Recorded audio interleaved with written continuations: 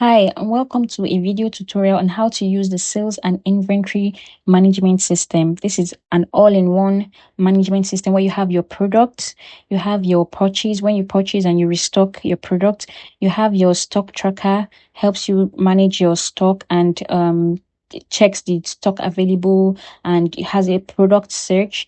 And then you have your dashboard. Here you have your total sales, average sales per month, your total products available, and your current stock value.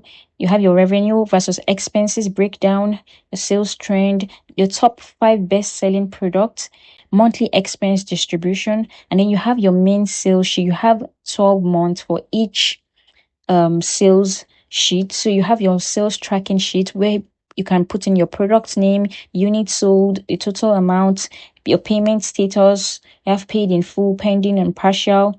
Then the exact amount your customer paid, the order status of the order, and then the customer's name and contact details. Here you also have some metrics where you can view easily. And you also have a pending receivables table, and this table just pulls in anything from the sales table, anyone that is owing you that hasn't paid you completely, and it also calculates the balance owed automatically. Then you can add your due date and a reminder sent.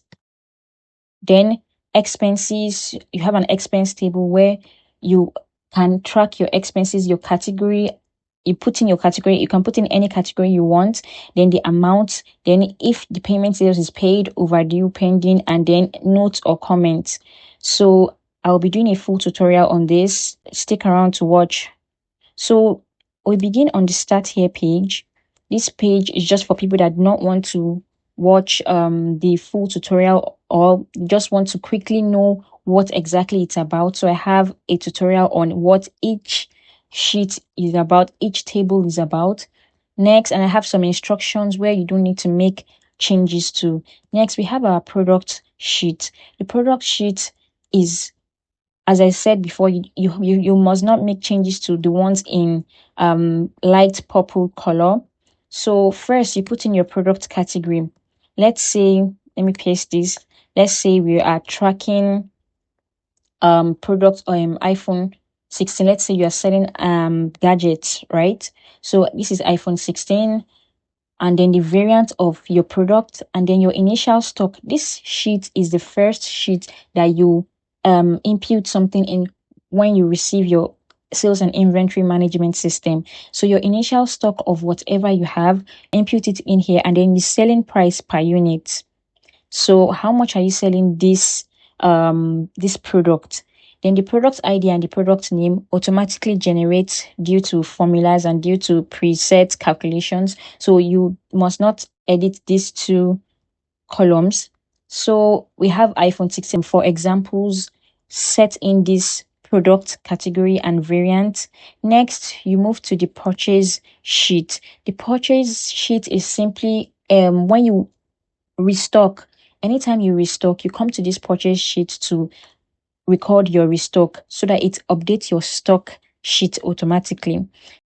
So here you have your date. You're just going to double click to fill in your date if you're using your laptop. So let's say you made a purchase on the 18th of February, then your product name. This product name is only going to be gotten from if you have imputed it in the product sheet already. If you haven't imputed it in the product sheet, you won't find it in the repurchase stock. So even if you're adding a new product to your business, you have to come to the product table and add it here. Let's say you're adding iPhone. Let's say you're adding iPhone 12 and you're adding dual SIM, and then you're adding probably also 128. This is a unique, so it's also is going to populate here automatically, and then you add your initial stock. Maybe you bought 20, and then the selling price per unit. How much do you want to sell it? Probably you want to sell it for 100,000, any amount that you want to sell it.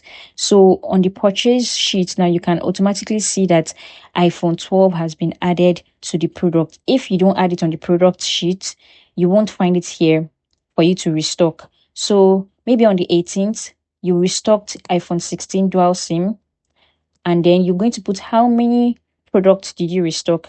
Maybe you restocked 50 pieces of iPhone 16. You input it there. Even if the next day on the 19th, let's say on the 19th, you also restocked another batch of iPhone 16, you can write it here 60. So you can keep restocking, you can keep updating this sheet and keep restocking. It is as long as possible. You can keep restocking. So next is your stock tracker.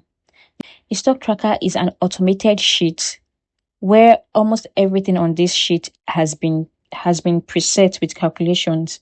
So here you can see every of your product name, your product ID, the total units that you have bought. That the total unit was gotten from the product initial stock, and also from the purchase, your repurchases. So it's going to total everything and give you the total unit bought. Then the total stock that you have sold. When we start tracking on this sales tracker, each of the month has been connected to this stock tracker. So the total stock sold will keep updating itself automatically. Next is the total stock available. The total stock available is how many units bought and how many units sold. Like the difference between them is how much you have available. So so far you keep tracking your sales on this monthly sheet, then you're surely going to have your total stock available updated automatically. You don't need to do anything.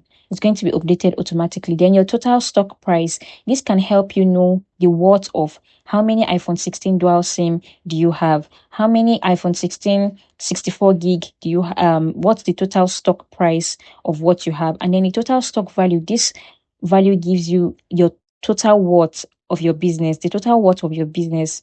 How much is your business worth? And it is gotten from your selling price, the selling price that you imputed yourself on the product sheet.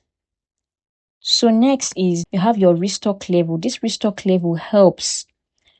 You can edit this yourself if you want your stock tracker to alert you when your stock is below 30, you edit it here. But if you want it to alert you when it is below 20, you edit it here, and it's automatically going to alert you when it's below 20. The same thing if you want it to alert you when it is below, let's say when it is below 60. So here it has immediately changed to alert you when it is below 60. So here, this restock needed, whenever the stock available is below this restock level, is going to alert you that you have low stock. But what if you have so many products to track and you do not want to start checking each of them? You can simply use the product search table. Here, you just select the product that you want to search for, and it's automatically going to show you the product ID, the stock available, if you need a restock or not. So here it says low stock, that means you need a restock. Next, you can go to another one. It also says low stock. If you change this to, let's say you want it to show when it is 30, can you see that it has automatically changed? So when you select anyone now, it's going to show if it is low stock or in stock, and it's going to show the amounts of stock you have available. Let's before we go to the dashboard, let's see what the monthly sales sheet is all about. Here you have January. You can go to any month. The month that you are starting is the month that you would go to. So here you have January, and you can pick your year over here. We're still in 2025. Then these colored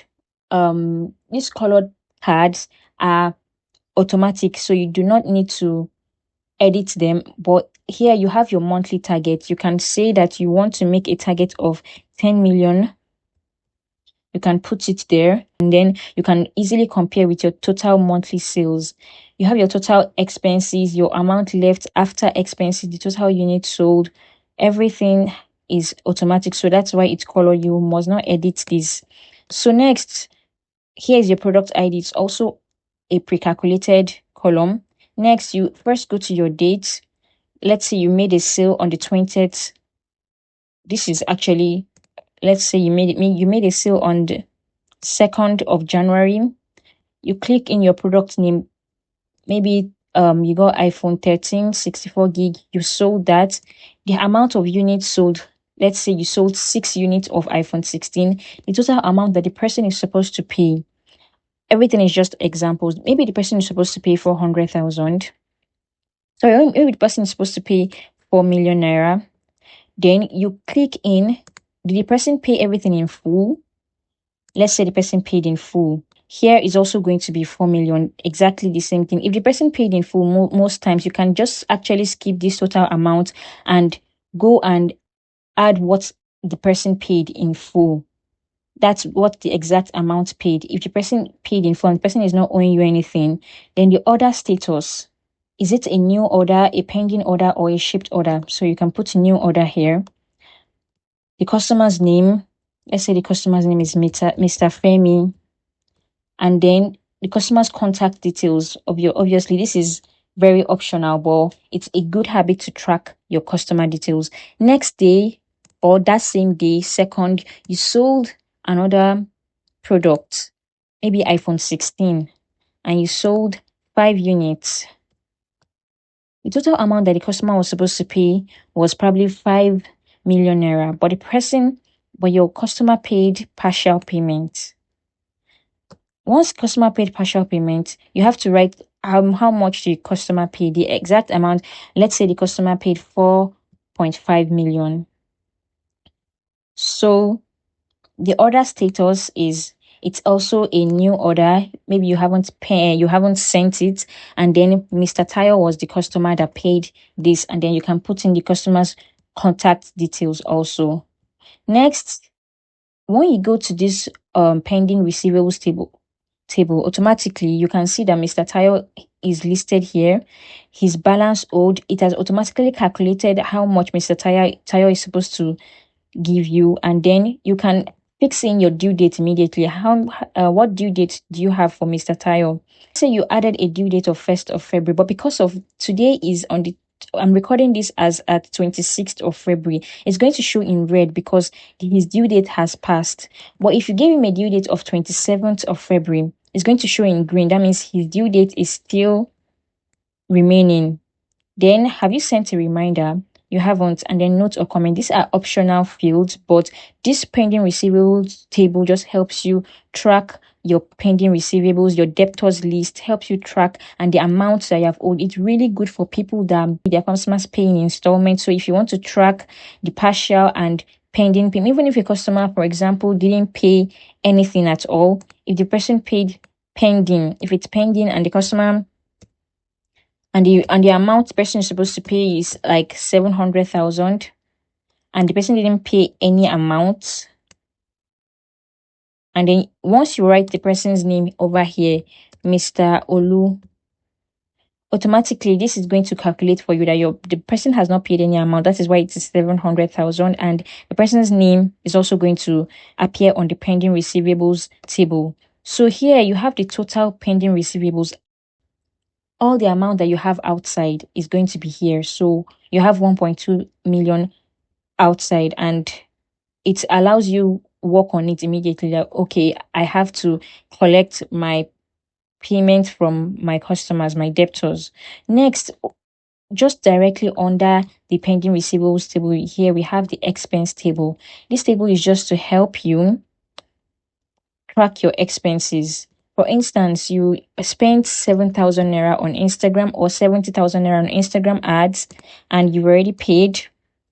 You can put a note or comment. You can put the date. First thing, it should be the date that you actually did the expense. Next is internet. Then you have utilities or bills. You can put anything here, be it staff salary, be anything you want. You can actually add it. You're directly tracking your expenses per month. So this is just January expense, and automatically it calculates here that you have total monthly expense of 70,000 naira. So here we go to the dashboard. The dashboard calculates everything. The dashboard simply just sums up everything on your tracker. You can customize this tracker on the start here page by putting in your business name here. So once you put in your business name over here, on each sheet, your inventory system is going to be customized on each sheet. So here we have the dashboard. Here we have the dashboard, your business name, the total sales, the average sales per month, the total product that you have available in store, the current stock value. This amount is actually the same thing as the one on the stock tracker. So the total stock available, then your revenue versus expenses breakdown. That is your total sales and your total expenses. You have 84% of total sale compared to your expenses, which is 15.5%. Then you have your sales trend. Here, your January sales trend is about 4.5. Then February is 217. You can see how it changes over time. Next, we have your monthly expense distribution. Here you can compare by month your highest expense. Here now you have April as your highest expense, which is probably about 250,000. If you 290,000. So now you have your top 5 best selling products also. This is gotten from your tracking, all the tracking of your January, February. This is an annual dashboard of your inventory management system. So you have your top 5 best selling products by how you sold for the whole of the year. So you can check this, even if it's in the middle of the month, you can also come to check this. Here, if you notice this is just to help you navigate quickly to each sheet. Here you have your product sheet. Once you hover over it, you can easily click on your product sheet. And then on your product sheet also, if you want to go back to the dashboard, you can easily click on the dashboard here. The same thing with your purchase sheet. You can easily click on it here. And it can also take you to the stock tracker. Once you hover over it, it's going to bring out, and you can easily click the stock tracker. And from your stock tracker, you can easily click each month that you want to go to. This is January. And from January also, you have you have your quick navigation links also here. So that sums up everything about your sales and inventory management system. Thank you very much for watching.